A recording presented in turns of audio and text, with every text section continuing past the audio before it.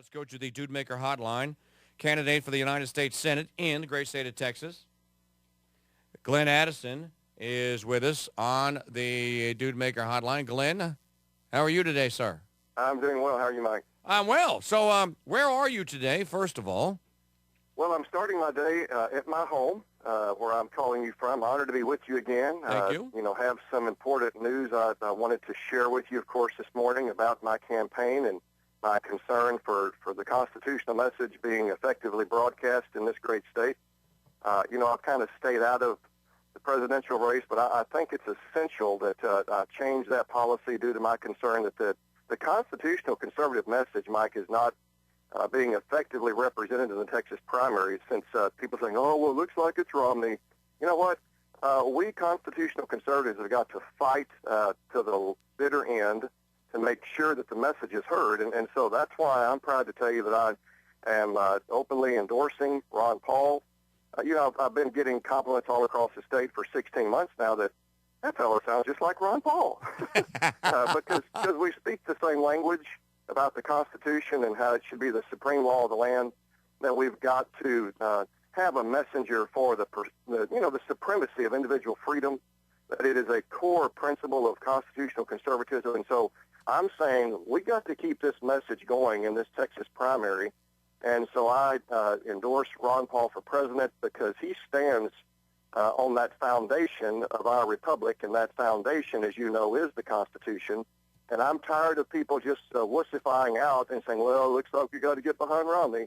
But you know what? And I heard your discussion before I got on the air. I am so profoundly concerned about this socialist that we have, Marxist in the White House, that I will, hold my nose and vote Republican if Romney is the nominee. I will tell you that I have made that decision, but I'm telling you that the fight's not over. Ron Paul supporters are not those that cave in and give up easily. And I commend them for being out there every day looking for those delegates, preaching the message. And I want you to know, out of 9 candidates in this race for U.S. Senate, I'm almost certain that I'm the only one that has taken this open position. Ted Cruz openly endorsed Rick Perry, has been courting, shall we say, Ron Paul supporters, but he endorsed Rick Perry. He has not endorsed Ron Paul. And why is that? He likes to throw a bone or two to the liberty movement, but yet he's not endorsed Ron Paul. Can we trust him? He says he's for liberty, but yet he's not endorsed the messenger of liberty. He throws a bone here and there. I don't like bones. I like meat. I'll give you an example. With the Federal Reserve, Ted throws out the bone. We need to audit. Well, you know what? I throw out a whole hindquarter. We need to audit and end and return to sound monetary policy. And it saddens me, Mike, that Jesse Benton, who I am not a fan of, has done, in my opinion, tremendous damage to the liberty movement. Jesse is feeding some information to Rand and Ron that is frightening with regard to those of us that love liberty. And so that's a whole different discussion, but I'm proud to tell you about this endorsement today. Now, are you the least bit concerned that the reaction from the Paul campaign may be tepid, seeing as how they were at a rally with Ted Cruz, one of your opponents, just this past Sunday in Austin, Texas? I'll tell you this, Mike. I talked to numerous longtime Ron Paul supporters that were livid that Ron Paul shared the same stage with Mr. Globalist Ted Cruz, Mr. Goldman Sachs Ted Cruz, Mr. EPA Ted Cruz, Mr. United Nations Ted Cruz, and I could go on, but I know you've got a time limit here. He's obviously being fed some information that's not correct, and I understand how if the guy's running a national campaign, I'm wearied running a statewide campaign, and so I miss certain things in the news because I'm just spread so thin. I know he is too, but the stuff that he's being fed is not correct. And so it's disappointing to me that Rand Paul made an endorsement way last year, even before he checked out everybody that was going to be in the race. He certainly never called me. I know I've had numerous supporters contact his office to say, Rand, what are you smoking? Because it's an outrage that he would support somebody that is not a liberty-loving. Of course, Ted brags about doing this or that or whatever. He talks about fighting the United Nations, yet he wants to stay in it and quote-unquote reform it. And I've been telling people all across the state, the UN is the most anti-American entity on the face of the earth. We need to get it out of the United States, and the United States needs to get out of the UN. Ted does not want to do that. His comment is, well, that statement, keep your friends close and your enemies closer. I'm like, what's up with that? The Founding Fathers were very plain about entangling alliances. And with regard to the EPA, which, Mike, maybe you've heard me say before, that I believe that the EPA is the biggest job-killing entity on the face of the earth. Oh, it is. Followed closely by the Fish and Wildlife Service. He doesn't want to abolish those unconstitutional agencies. He wants to reform them. Now, Glenn Addison is a candidate for the United States Senate, is on the Dude Maker hotline with us. Follow us on Twitter. Twitter address is TheKingDude. I just tweeted out your endorsement of Ron Paul. It'll be interesting to see what the reaction is. Now, does the Paul campaign know anything about this, or is this is the news announcement here? Well, this is the news announcement, but even if they got word of it, Jesse Benton is not going to let Dr. Paul hear about it. Jesse is the gatekeeper, and he's been given, unfortunately, tremendous power. I hear it from Ron Paul supporters all across this state how frustrated they are that you just can't get past Jesse Benton, and that unfortunately, since he's married to Dr. Paul's granddaughter, apparently he can do no wrong. But I'm just telling you, I don't mind taking the heat. The guy is hurting the liberty movement. I believe he's hurt Ron Paul's campaign in profound ways. Again, that's not what this interview is about. But I doubt if Dr. Paul knows about it, and I doubt if he will hear about it. Well, Glenn, is there any irony here, or I should actually say there cannot be a better example of irony. Here you are, a candidate in the state of Texas. It's hard for you to get into debates. It's hard for you to gain media. You have supporters, and they pretty much have the same message as Ron Paul supporters. And there are some that claim to be Paul supporters that are in the Cruz camp and are telling you that, hey, you want to step aside here. You're keeping the real conservative from being nominated here. And the irony is this is the exact same thing that Paul is going through nationwide. It's at the end of the campaign, the other fake conservatives, Gingrich and Santorum, have dropped out. Paul is the only alternative left to Governor Romney. Absolutely. And he's being told the exact same thing. You ought to, hey, man, what are you doing? You ought to pack it in. You have no shot here. Well, let me say this, sure. and of course I'm just going to use an analogy, but before the Iowa caucuses, various candidates were told they just needed to pack it in and head home and drop out, and of course the results kind of surprised some folks. So my position, Mike, is that Mr. Cruz, who claims to be a proven conservative, is a flaming moderate on numerous issues, whether that be the EPA, OSHA, National Labor Relations Board, Fish and Wildlife Service, the Endangered Species Act, the United Nations, and I could go on. But he's extremely moderate on those, but does not want to restore the Constitution with regard to those unconstitutional agencies and departments that need to be closed down, and those powers returned where the Founding Fathers put it in the book, as I say. Yes. And that's Article 1, Section 8.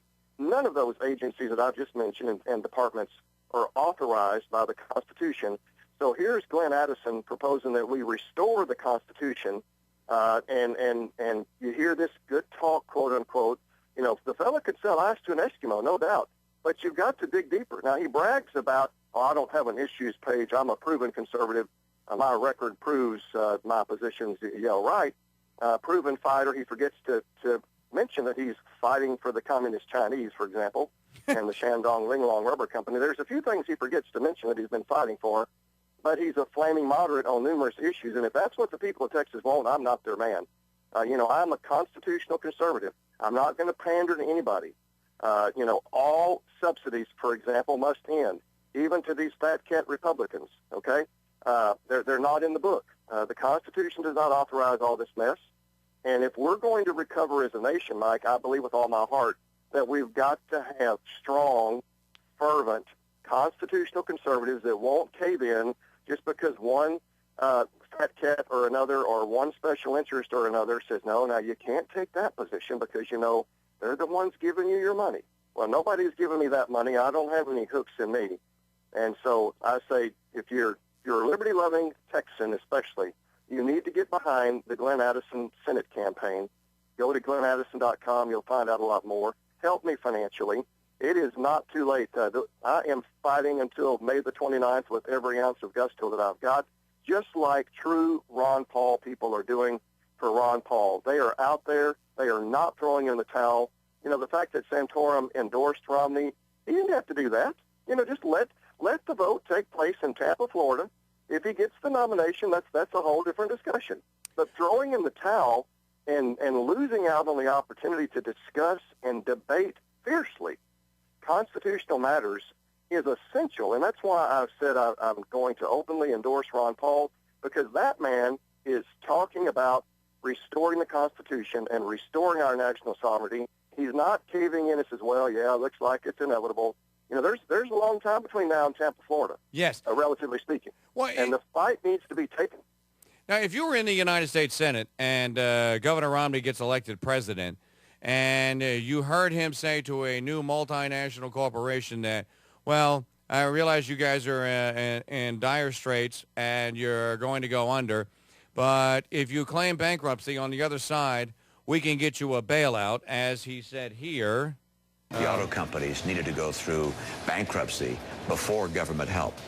And frankly, that's finally what the president did. He finally took them through bankruptcy. That was the right course I argued for from the very beginning. And finally, when that was done and help was given, the companies got back on their feet. So I'll take a lot of credit for the fact that this industry's come back.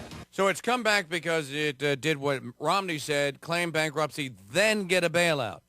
Yeah, I mean, absolutely. He mentions bankruptcy than a government bailout, and the government bailout is wrong. You know, absolutely, the word bankruptcy, as you know, Mike, is in the Constitution. The Founding Fathers knew that businesses would fail. That didn't necessarily mean that the leaders of those businesses were bad people. They just made bad decisions. Sure. But you know what? I can't find it in the Constitution where it then calls for a bailout. And so it's an outrage that anybody that cares for this country would propose bailing people out. You know, my position is, I'm in the funeral home business, as you well know. If I were to go under, then people that have operated with sound business practices would come along in the same industry as me and buy up my assets, okay, at a bankruptcy auction or whatever. That's the way it should be. The market should take place. The fact that what Romney doesn't mention is that part of that, not only was that part wrong, but then they threw the bondholders under the bus and gave billions of dollars in concessions to the UAW. So there's a lot of stuff that he fails to mention, interestingly enough. But this bailout business has got to stop. That's why I'm concerned about Ted Cruz and his ties to Goldman Sachs. Now, you know, there's a lot of problems in Europe. Spain is now teetering. We've seen bailouts of Ireland and Greece and places like that. And Goldman Sachs happens to have a few $1 billion in Italian government bonds. Well, with all of Mr. Cruz's ties to Goldman Sachs, what do you think he's going to say if they come to the federal government for a bailout, Goldman Sachs, that is, if Italy were to default on its government debt? Oh, it will. You know, he's got a lot of Goldman Sachs hooks in him.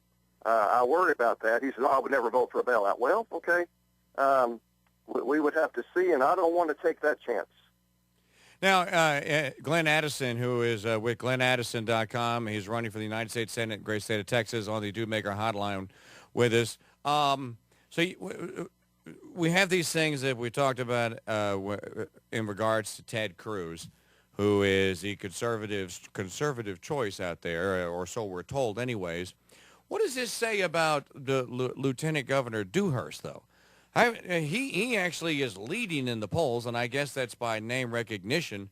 Yes. What are his positions on all these things that we've talked about? It's Texas sovereignty, abolition of agencies, and what have you. And what do you have to say about that?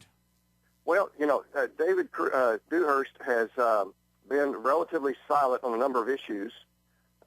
He has not shown up, as we know, to a lot of these forums that I participated in. Okay. And so honestly, I have not heard him answer some of these questions. I will just be truthful with you and tell you. His record is fairly moderate across the board on many things, although he claims to be a conservative.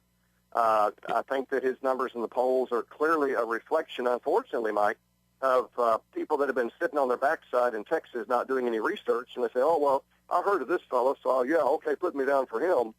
And that is outrageous that in these times of crisis where our republic is literally at stake in so many ways, that people are not doing their research, especially the younger people. It's frightening to me. Here I am, a 51-year-old, and many of these places I go to speak, I feel like I'm part of a youth group. Yeah, I heard similar stories from my friend David Simpson when he ran when he ran to be a congressman here, and when he took on Steve Scalise when Governor Jindal gave his seat up, and Scalise ran for it, and Scalise is now in his second term representing us. And then it just becomes another one of these vicious cycles. One other thing that's in the United States Senate today that we actually do have a constitutional declaration of, and that's the U.S. Post Office. I just finished talking about it in today's News Digest. There seems to be a logjam in the U.S. Senate and in the House because Republicans, both in the Senate and the House, and of course Democrats as well, they do not want to take the blame and do the hard work of laying off the 28,000 postal employees that Postmaster General Donahue has said they need to.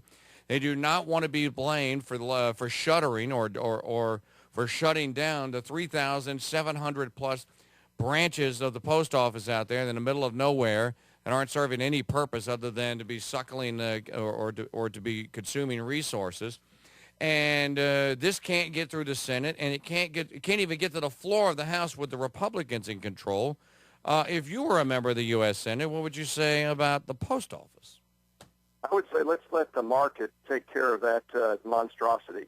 If you're out in podunk nowhere, let the market take care of the needs of the people. Here in Magnolia, where I live, the local grocery store, you can buy stamps, okay, et cetera. You don't have to go to the post office. Why not simply open that up for competition and say, okay, we're going to let private businesses compete on accepting U.S. Postal Service business, and then when the truck comes through town to passing through or whatever, then they can just pick up this big bunch of mail, and that would all have been done in the private sector. Right. Obviously, as you know, Mike, the further away from the local level that any kind of government function is, the more inefficient and wasteful it is. And so I'm all about efficiencies and letting the market work out the best solutions to that. Yeah, and we already have an example of this working. It's called mailboxes, et cetera. Yeah. But in defense of some of these folks, mailboxes, et cetera, may not feel like the numbers are sufficient to open up way out in podunk nowhere. But I guarantee you there's a local convenience store where people have to buy their gasoline or something like that. I mean, wherever private business and the market dictates, and if that, hey, everybody that folks that live way out in the boonies, they already accept the fact that, okay, if I want just a gallon of milk and I want to go to the convenience store instead of driving 50 miles to the nearest big supermarket, they already know that that's just a function of living way out in the middle of nowhere. But the market's got to be allowed to work. This business of continually bailing out the Postal Service has got to stop, just like this business of bailing out these big corporations. This whole crony capitalism mess has got to stop. No more subsidies. If you can't make it, that doesn't mean you're a bad person, but we're going to let you go under. Amen to that. All right, to recap the big news here today from today's post-show show, and we will post this up on the website at mikechurch.com and make it available. Glenn Addison, candidate for the Senate in Texas, has endorsed Congressman Ron Paul's bid for the presidency today. Repeating, he has endorsed Congressman Paul's bid for the presidency today.